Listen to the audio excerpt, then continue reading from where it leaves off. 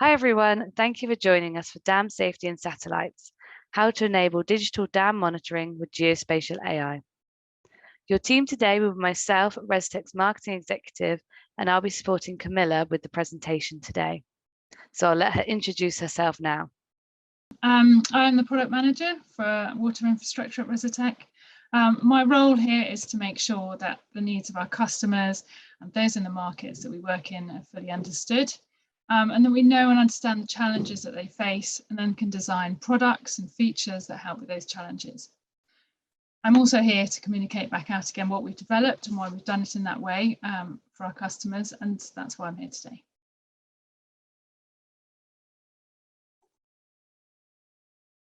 So in the course of the conversations I've had with dam regulators and owners and operators, there seem to be three significant challenges facing the industry today that we can help with. Firstly, the risk of failure. That's helping increase these large assets, as these risk of failure is increasing as these large assets fail and our environment becomes increasingly unpredictable and extreme. So in the last 10 years, US states have reported 250 dam failures and 539 incidents. And dams weren't built to withstand the current flood and seismic predictions. As operators and regulators, you are responsible for them though. The ASDSOs highlighted that the lack of financing is also a top issue facing the dam community. 2022 figures place the total estimated cost to rehabilitate non-federal dams at over $75 billion, which is up a lot from the last figure from last year, which is $65 billion. And for high hazard potential dams, that's now $24 billion, up from just over $20 billion last year. So this is increasing at a huge rate. And in the figures I've got from 2019, the average annual state dam safety budget was about $1.15 million US dollars.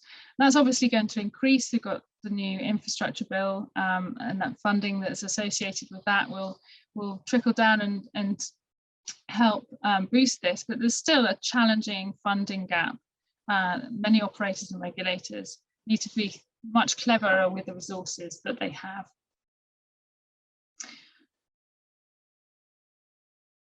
So the other thing is urban encroachment, which is the third challenge. So as the population grows and cities, towns and villages expand outwards, particularly into areas that were once rural, dam safety regulators need to make sure that the public are protected.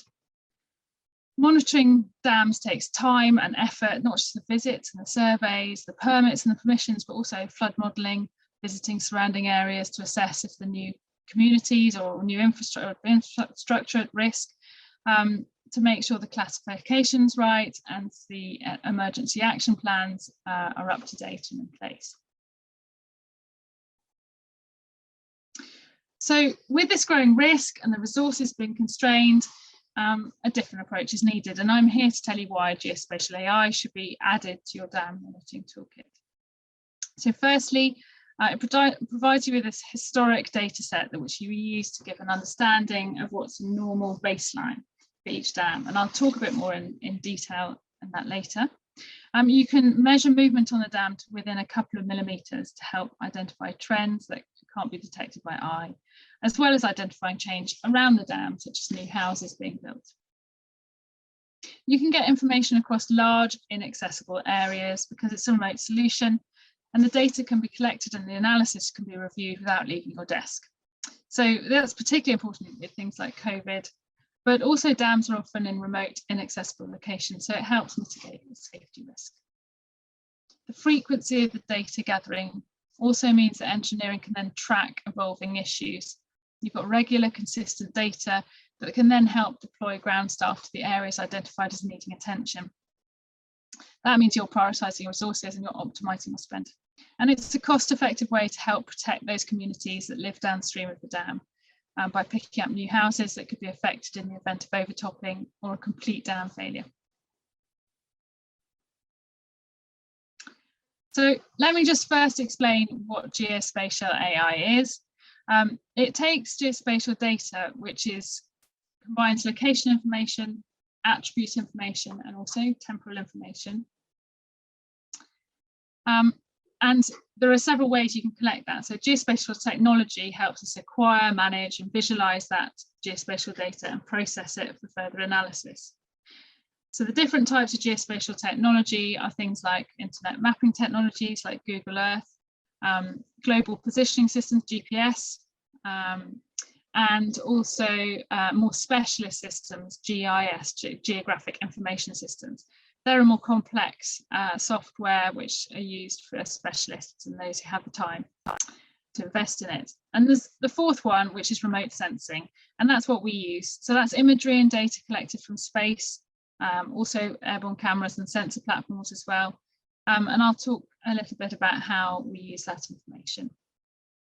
So when you gather the geospatial data, you need to apply data science or AI to then extract meaningful information, business insights from that geospatial big data. And that's what geospatial AI is.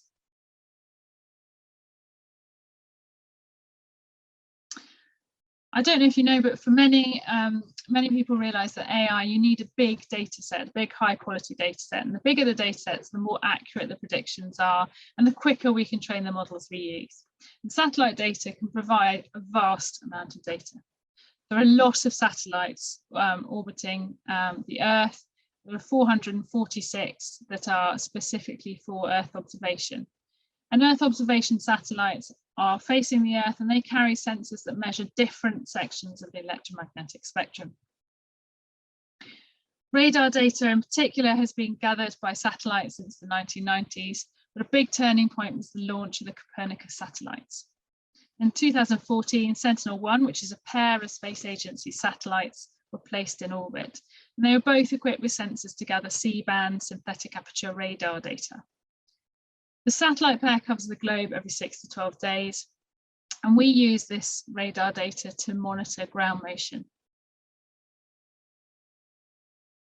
So a year later, Sentinel-2, a second pair of European Space Agency satellites, were launched. These are equipped with an instrument to monitor multispectral data.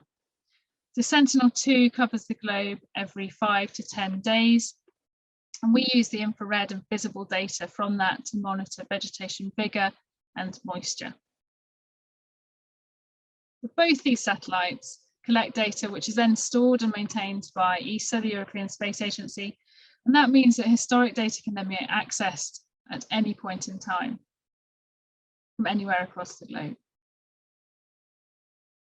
So today I'm going to talk through two ways that we can help with dam and reservoir monitoring.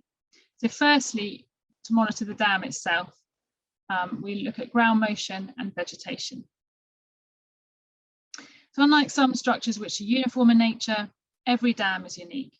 They're built from different materials, using different construction methods, and have a wide variety of site conditions. And because of this, the way each dam will react to its environment is also unique. But how can we understand or measure the unique behaviour of our dams? And I'm showing you a graph on the screen, and it shows the limitations of our current survey method. So there's an annual survey on a predefined point along a dam crest. And that, you might think that you can see a trend going upwards. But not only is this measurement limited to those predefined points, and you're also hoping it represents the whole of the rest of the dam, but you've also lost the context of the environmental factors that will affect movement on the day of the survey. So can you really be confident in this method and assume that this single measurement is representative of the movement of the entire dam, when perhaps in reality it's actually far more complex than we'd like to believe? So the world is changing, and the way that dam safety is viewed by society is changing, and as likelihood of failure increases and that consequence of failure are increasing as well, the monitoring methods that have been used for years just can't scale up to mitigate this growing risk. So while you know many things about your dam's name, the spillways, the key failure mechanisms, do you know how it changes from a summer drought to an autumn, wet autumn? And would you pick up the small signs that something isn't quite right and then buy yourself time to investigate and remediate? So geospatial AI is providing data on both movement and vegetation on the dam. So to measure that movement, we use a method called interferometry, and that extracts the ground motion readings from the radar data that I talked about. Interferometry has been used since Ferretti et al. Published a paper in 2000, so it's quite well established in the science world.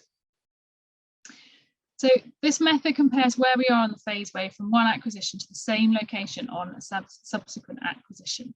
So you can see the diagram on the left shows 2 phase waves. They're only about 2 inches or 50 millimeters in length. And if you compare the peak of the left-hand wave across the 2 different acquisitions, they're just in slightly different positions. And this difference in position on the phase wave is how we accurately monitor vertical movement in millimeters. Difference is really small, and it wouldn't really tell us much in isolation, but if you analyze that data across an entire asset, and more importantly, using 3 years of historic data with the repeated acquisitions every 5 to 12 days, you can then identify trends and anomalies that give a better understanding of what's happening at the millimetric level. To monitor vegetation, we use the optical data from Sentinel-2. Our methods use an orthogonal index to compare moisture and vigor or greenness. So vigorous vegetation suggests optimal soil moisture, and any unusual moisture regimes may potentially indicate seepage. So on the right, you've got 2 charts. They're showing moisture and vigor data across a time series for 2 points on a dam slope that's being monitored for seepage. Both have been highlighted as anomalies because of the annual periodicity, the strength of the cycle, and the distribution on the data set. The dotted red line you can see is the long-term trend for that particular area. And the third part of the analysis is then run to remove any false positives and identifies the lower one as the genuine anomaly. That's because it's got a significantly reduced periodic characteristic. So the customer confirmed that this section of the dam did actually indeed correspond to an area where work had been done in the past, and that had increased the moisture levels coming through the embankment dam. So that's the layers of data that we run as part of our product. But to make sense of all that, we provide a simple to use platform. So we present the data on a map in hexagons across the whole dam. Each hexagon is just over 2,000 square feet or 210 square meters. And that size is big enough to provide confidence in the data analysis, but also small enough to allow our customers to identify the area of the dam that the analysis applies to. So you can see where there are trends of some uplift in blue, and there's subsidence marked in orange. When you click on a hexagon, you can see that the data set from the past 3 years pops out on the chart. And to provide these insights, we analysed 3 years worth of historic satellite data to establish a trend and the seasonality for each hexagon. So seasonality shows movement specific to seasonal effects, such as rainfall and temperatures. And you can compare an area of low seasonality in orange, which shows no pattern related to the seasons, compared to an area of high seasonality in purple, which pops up at the top and has a clearer seasonal pattern. So the trend and seasonality helps us define what's normal for a dam, and we use a statistical threshold of 95% confidence interval to then identify readings outside of this definition of normal as anomalous. And this gives us a way for the dam operator to see when the dam is behaving outside those normal parameters. And the anomalies are highlighted in red, so customers can then match them to any events observed on the ground in past years. We can also add in data you have, such as water levels, that provide further context to understand your ground motion or your vegetation readings. And then back on the site page is an attribute information about the dams, such as height and capacity of the reservoir or lake, the location, and also regulatory information as well. So the geospatial data is also available in a dashboard and a table that can then be filtered and a chart that summarises the data across the whole dam, so you can take a deeper dive.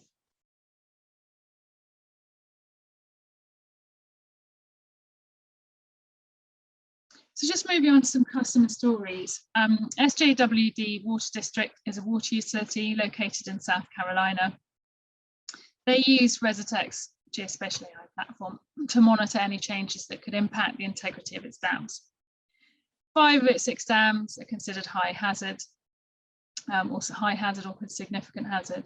And since it was established 6 decades ago, the district's grown significantly. It now covers approximately 168 square miles. It's got around 2.2 billion gallons of water treated at the filtration plant annually. And the customer base has grown as well. They've got it grows on an average of 5% a year for the last 5 years. It now serves some 70,000 people. So the Resetec solution has given the company the ability to see the whole dam across a vast area in much more granular detail using the data captured by satellite. And the technology is enhancing decision making by providing new insights with regularly refreshed data and the millimetric accuracy that I mentioned. And that's really empowered SJWD with the knowledge on its dams, and it's enabled a better planning for capital improvements. In one dam in particular, the platform identified an area that had stayed wet, which typically suggests the seepage there. And another dam being monitored actually experienced partial failure of the emergency spillway from flooding in early 2020.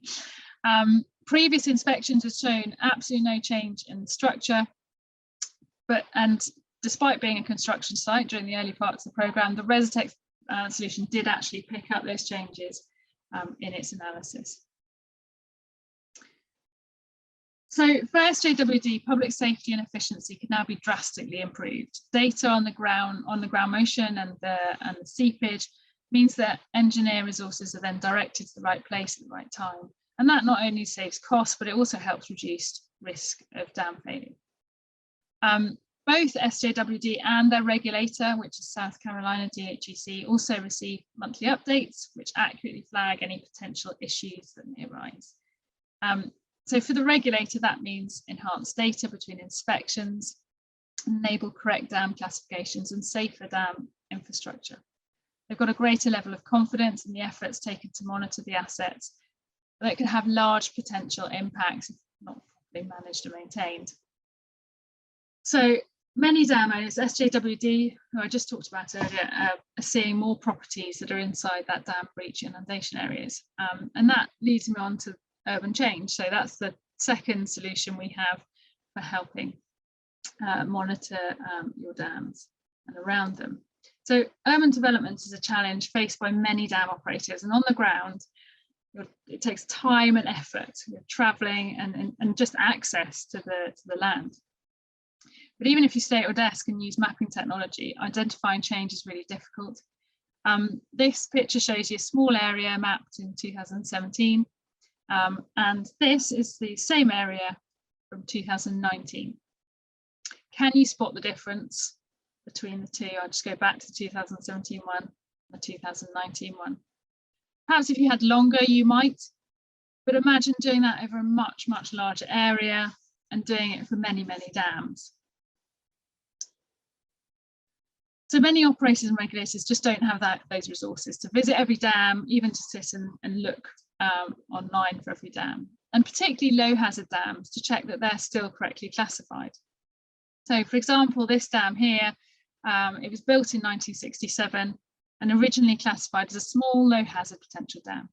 The image on the left is a dam in 2003, and on the right you can see the dam in 2013 when it was reclassified to a high hazard potential dam because of the significant development you can see downstream.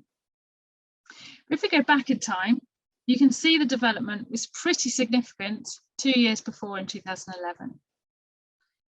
And then if I go back again, an image from 2008 shows building work had started and in fact completed on a handful of houses downstream of the dam already. So this is 5 years before it was reclassified. And it highlights the problem with low hazard dams and the fact that getting there in time to make sure that it can be reclassified to a high hazard dam and potentially get an emergency action plan in place in time. So we're launching a product that helps monitor those dam inundation zones for new buildings. Our urban change solution takes 2 data sets and compares them for change. So we're focusing very much on that kind of low hazard dam to make sure they're correctly classified. It uses a really reliable source of data that's collected for every state in the US every 2 years and is sub 1 meter resolution, which gives us enough detail to be able to pick out something small like a house. So we use AI to recognize what data clusters are buildings, and we use known houses to train the model and then to screen out false positives. So the more data we process, the better the model becomes at identifying buildings in a particular area. And then we overlay the flood maps to then highlight only the new buildings that the regulator or dam owner wants to be notified about. And it can be used between inspections, or it could be in conjunction with the inspections themselves to prioritise where the visits are needed. So in order to test our model, we ran it in 3 areas, one of which I'm showing you here. In South Carolina, we mapped the change between 2017 and 2019. I'm showing you a particular area around a dam. And you can see the pockets of change for that period marked out in yellow. So there's an area of building, and as you zoom in, you can see that the base maps actually change. So the most zoomed in map is older than our data source, so it doesn't show some of the houses that we have identified, but the higher level map does. So this is a really nice way to show, using other sources, independent sources of data, that our model is identifying houses correctly.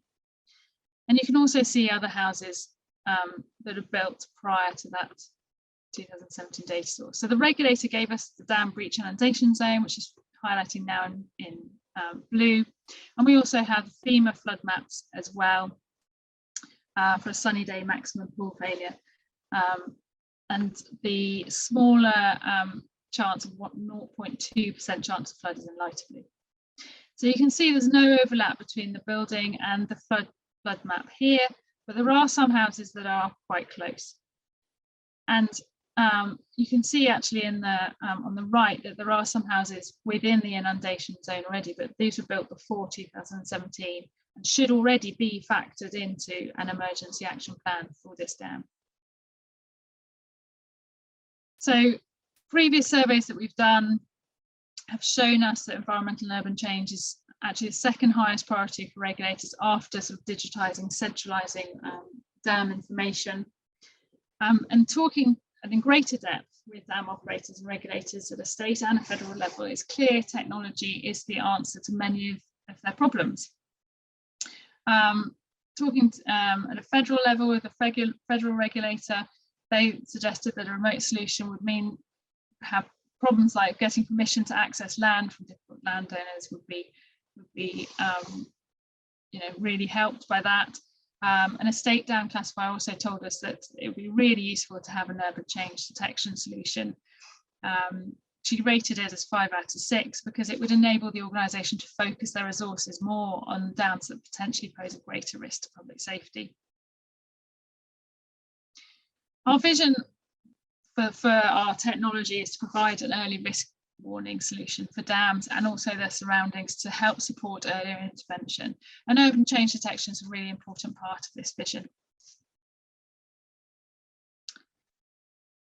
So we're currently working with a broad range of dam owners and operators and regulators at the state and municipal level. And there are some examples of the customers we've worked with on this screen now. In particular, in North America, we have LS Power, Columbia Power, Black and Beach, Dominion Energy, Piedmont and New Hampshire, among others. But there is really nothing better than seeing our product actually being used in the field. And I love talking to you and also our customers about how we continue to develop it to keep improving. Before we close, for those of you not yet using Geospatial AI, I will just sum up some of the benefits. It gives dam owners and operators a data-driven approach to monitoring the condition of their dam with consistent, regular data. And it's also a remote solution. It'll make your dam monitoring much more robust and enhances your inspections. It also helps operators and regulators deploy the resources much more efficiently to the right time and place, whether that's within one dam or prioritising across a collection of dams. But more than anything, it gives you peace of mind that you're doing everything that you can to mitigate the risk of dam failure, particularly with a view to those new urban developments downstream, keeping your communities safe.